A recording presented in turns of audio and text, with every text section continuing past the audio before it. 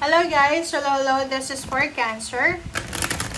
Cancer, welcome dito sa aking channel, Kapalaran 888. Welcome guys. Family Room, Cancer. Oh, distant horizon. 2136. Okay. Cancer, sa nakikita ko sa'yo dito, there's a family celebration na posibleng mangyayari, maybe this August or this week ng July. Kaso lang, nakikita ko sa'yo dito, siguro hindi ka interesado. Hindi ka interesado na maki-join if it's reunion, wedding, birthday celebration, or any occasion. Basta hindi ka excited.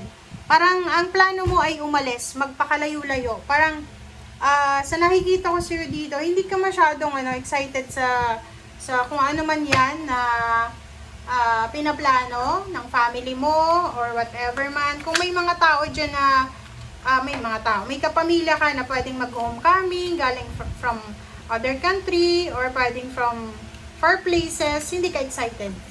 Okay? Yun yung nakikita ko sa'yo dito. Alright, Cancer.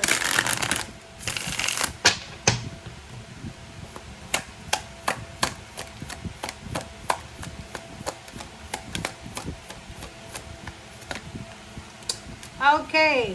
Valiant Courage. OMG. O, yun na nga. So, sa nakikita ko sa'yo dito, you're planning to travel talaga. Nakikita ko sa'yo dito na parang gusto mong magpakalayo-layo. Gusto mong magkaroon ng peace of mind sa linggong ito. I don't know why.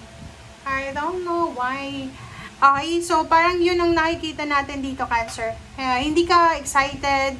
Ang gusto mo is, hindi ka din confident. Parang kailangan mong mag-rejuvenate, purify, mag-detoxify. Kasi masyadong toxic yung emotions mo, inner self mo. Marami kang grudges and resentments. Alam nyo ba na base studies, yung rason kung bakit yung mga tao nagkakaroon ng mga cancers, it's because of yun, mga resentments and grudges. Pag marami ka doon nakinikim-kim na galit, hinanakit, sama ng loob, yun ang nagiging cause ng cancer. Okay? Psychologically siguro. Kasi wala namang basis ng health science. Okay, Queen of Rods and the Hermit. So, yun. Sa nakikita ko sa'yo dito, isang fire sign, Leo, Aries, Sagittarius, ang posibleng makakatulong sa'yo sa kung ano pa man na gusto mong mangyari sa buhay mo. I don't know kung anong gusto mong mangyari. Sa linggong ito, kailangan mo daw ng pasensya. Okay? So, halimbawa, may mga breakup na mangyari.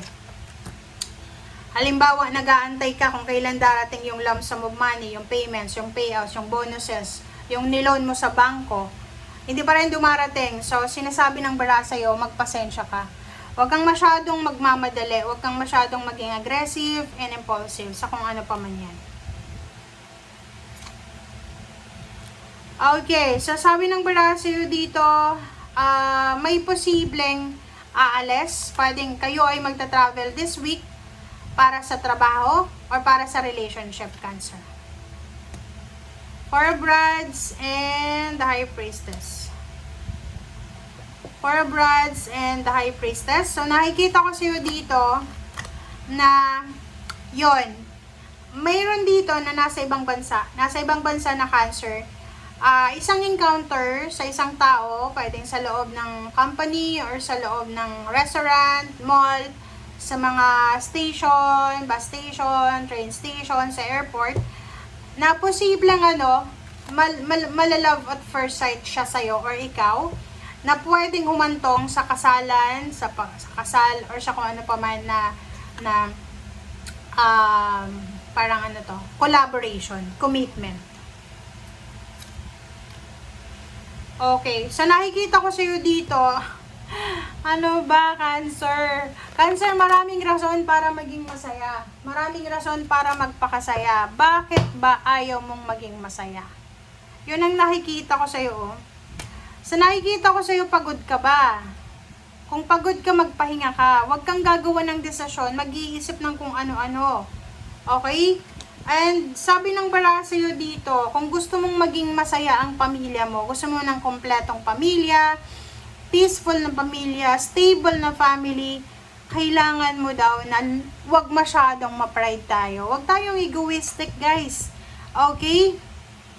Kasi ang nakikita ko sa'yo, tingnan mo naman, diba? May purpose, may rason kung bakit magiging masaya ka. Kasi pwedeng may family celebration. Because pagod ka na sa paghahanap buhay siguro. Pagod ka na sa paghahanap ng pera. Parang irritable ka. Parang ganun. Okay, so 0 the full 9 of rods. 0 the full 9 of rods. So sinasabi ng bara sa'yo dito na yun.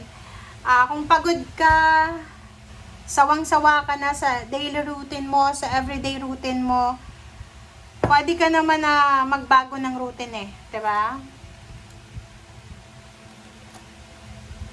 Sabi ng bara sa'yo dito, kinakailangan nyo daw, if you are married, in a relationship, kung may committed relationship kayo, kailangan yung bantayan yung inyong pananalapi, lalo sa linggong ito. Huwag masyadong magastos. Huwag masyadong one day millionaire. Okay? Naghahanap ka ng tulong, financial help, itong yung hanap mo. So, sa nakikita ko sa'yo dito, maybe there's a future news about someone na makakatulong sa'yo financially. Sa nakikita ko, sobrang exhausted ka. Pagod na pagod ka talaga. Isa-summarize ko yung reading mo, Okay, So, sa nakikita ko sa'yo dito, pagod na pagod ka na, Cancer. Na labanan, hanapin, ipaglaban yung kaperahan mo. Parang sinasabi mo dito na naiirita ka na kasi pagod ka na. Kailan ba darating yung success? Kailan mo ba matatapos yung utang na to? Kailan ba matatapos yung obligations mo to? Kailan mo ba mahahawakan yung perang trinabaho mo na? Parang ganon. Sasabi ng bara sa'yo dito, just keep going lang, guys. Keep going, keep fighting. Kasi yung yung financial success, yung result ng mga sacrifices mo, parating pa lang. Okay? So, sinasabi ng bara sa'yo dito, Cancer, huwag ka daw masyadong mag-alala. Huwag kang mai-stress.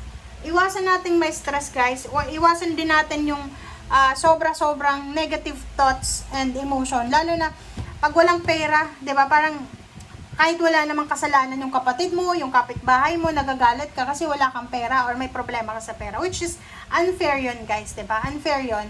And sa nakikita ko sa'yo dito, pasensya lang, parating pa lang yung 9 of Pentacles mo, yung financial success. There's a good news coming na may involvement ng pera, travel, there's an involvement ng positive news, exciting news about travel, about transportation, or about your positive outcome. Okay? Thank you, guys. Bye!